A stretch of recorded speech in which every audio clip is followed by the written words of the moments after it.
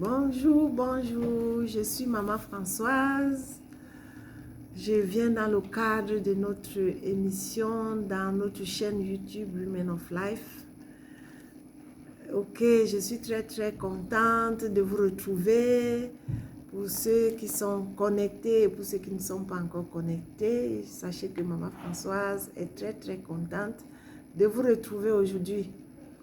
Oui, nous continuons exactement dans notre lancée, l'épanouissement de la femme. Aujourd'hui, nous allons traiter un sujet particulier qui peut-être va attirer des foudres, qui peut-être va énerver, ou bien ça va aider aussi certaines femmes à s'exprimer, à peut-être raconter leurs histoires, parce que vous pouvez nous raconter ce que vous vivez et nous allons l'exposer pour montrer en exemple ce que les femmes vivent. Donc, vous êtes bienvenus. Aujourd'hui, donc, nous allons traiter le thème sur la soumission de la femme. Dans la société tout entière, l'homme aime que la femme lui soit soumise parce que dès le départ, elle est considérée comme un être inférieur. Elle est considérée comme un être à part, comme un être qui n'a pas rempli le bocal, comme un être vraiment qui ne mérite pas autant de considération comme on pourrait considérer un homme.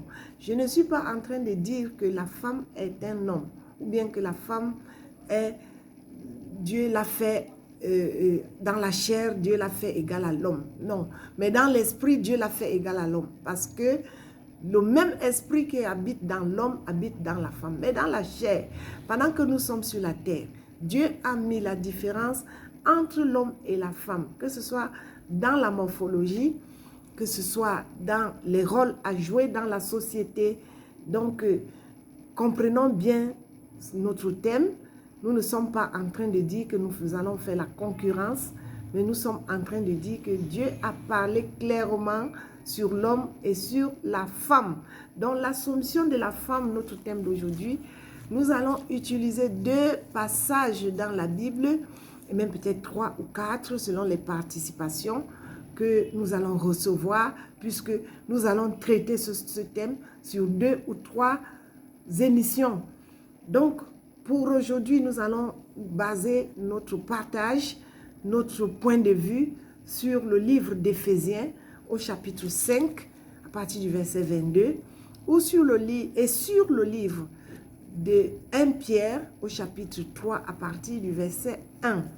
Et pour mieux écouter ce que la parole de Dieu dit, nous allons écouter attentivement la lecture de ces passages. Pour aujourd'hui, pour l'émission d'aujourd'hui, nous allons commencer avec la première lecture sur Éphésiens chapitre 5, verset 22. Nous allons suivre attentivement la lecture. La Bible dit, « Femmes, que chacune soit soumise à son mari, comme au Seigneur, car le mari est le chef de la femme, comme Christ est le chef de l'Église, qui est son corps et dont il est le sauveur. Or, de même que l'Église est soumise à Christ, les femmes aussi doivent l'être à leur mari en toutes choses. Marie, que chacun aime sa femme comme Christ a aimé l'Église et s'est livré lui-même pour elle, afin de la sanctifier en la purifiant et en la lavant par l'eau de la parole, pour faire paraître devant lui cette Église glorieuse, sans tache ni ride, ni rien de semblable, mais sainte et irréprochable. C'est ainsi que le mari doit aimer sa femme comme son propre corps. Celui qui aime sa femme s'aime lui-même, car jamais personne n'a haï sa propre chair, mais il la nourrit et en prend soin, comme Christ l'a fait pour l'Église, parce que nous sommes membres de son corps. C'est pourquoi l'homme quittera son père et sa mère, s'attachera à sa femme, et les deux deviendront une seule chair. Ce mystère est grand. » Ça, c'est la parole de Dieu sur laquelle nous allons nous baser pour traiter de ce sujet aujourd'hui. Je voudrais rappeler ici que Ce thème ne va pas considérer seulement la femme mariée, même si nous avons lu le texte biblique qui ne parle que de la femme mariée. Déjà, nous savons que dès la naissance, la femme est considérée comme un être inférieur, comme nous venons de dire. Sa naissance n'est pas aussi célébrée, n'est pas aussi accueillie comme celle d'un homme. Donc, reconnaissons-le, dans nos sociétés, surtout en Afrique, la femme n'est pas aussi célébrée à sa venue comme celle d'un homme. Bon, maintenant, elle grandit avec ce sentiment d'infériorité. Elle grandit avec cette sensation de ne pas être comme les autres, au point où même dans ce que nous faisons dans la société, que ce soit les tâches attribuées dans les entreprises, que ce soit les tâches attribuées dans toute la société, nous allons considérer que la femme est un être faible, un être qui n'a pas la capacité de réfléchir comme un homme, c'est un être, bref, un être entre guillemets. Donc, pour aujourd'hui, nous allons commencer avec la soumission de la femme dans le foyer. Dans le foyer parce que nous vivons des choses horribles. Des choses horribles au point où l'homme se considère comme si il avait acheté, il a eu à acquérir son objet avec ce que nous appelons dot, ce que nous appelons les dots ou encore, bref, la façon dont les hommes prennent la femme chez les parents, c'est la dot. Donc, il se dit qu'il a acheté, cela lui appartient, il peut utiliser de nuit comme de jour, comme il veut, sans tenir compte de ce que la femme peut ressentir, sans tenir compte de ce que la femme peut devenir auprès de lui. Donc, c'est de cela qu'il s'agit ici en cette première émission, au point où certains hommes, en n'obtenant pas ce qu'ils demandent de la femme, ils peuvent la battre et même la tuer. Donc, bien aimé, la Bible a été claire en disant que l'homme doit être comme Christ. Il y a eu une action. Christ s'est sacrifié. Et puis maintenant, il y a eu une réaction. L'Église lui a été soumise. Est-ce que l'homme d'aujourd'hui se sacrifie pour sa femme? Il peut bien s'occuper de ses enfants, prendre soin de ses enfants, prendre soin des parents, de la famille. Mais il va mépriser sa femme, il va la chosifier. Ses enfants qu'il considère comme les siens, c'est la femme qui les a mis au monde. Elle pouvait même y laisser sa vie, comme plusieurs laissent leur vie sur la table d'accouchement. Donc, bien aimé, il s'agit ici donc de la femme mariée. La prochaine émission, nous allons essayer de toucher les autres femmes. Donc, la femme mariée est considérée par l'homme aujourd'hui comme un objet. Nous dévoilons cela, nous parlons de cela à haute voix. La Bible nous dit que personne n'a jamais haï sa chair. Si l'homme pouvait haïr sa chair au point de se tuer lui-même, là nous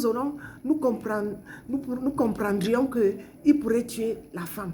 Mais comme il ne se tue pas lui-même, après avoir commis ce qu'il commet, il s'enfuit. C'est pour dire quoi? Qu'il se considère, mais il ne considère pas l'autre femme, l'autre partie de lui. Parce que dans la Bible, on nous dit qu'il devient une seule chair. Une seule chair. Donc, pendant que nous sommes sur la terre, c'est de la vie sur la terre qu'il s'agit. Il ne s'agit pas de la vie après. La vie après concerne Dieu. Dieu nous a donné son esprit à nous tous, à la femme comme à l'homme. Mais pendant que nous sommes sur la terre, nous voulons que la femme soit épanouie. Qu'est-ce qu'il faut donc pour que la femme dans le foyer soit épanouie? Il faut que l'homme prenne soin d'elle.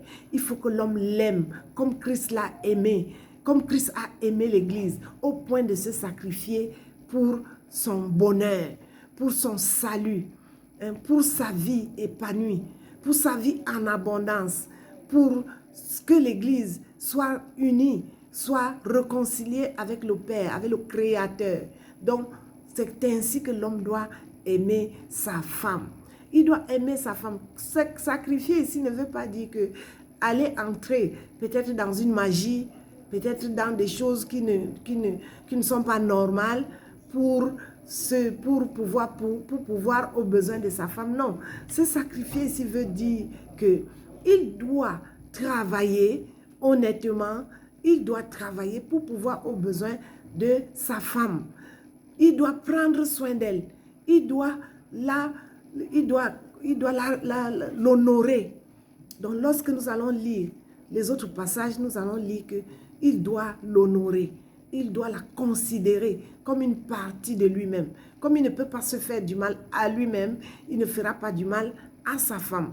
Donc, il s'agit de ça ici dans cette première émission. Donc, merci d'avoir été là.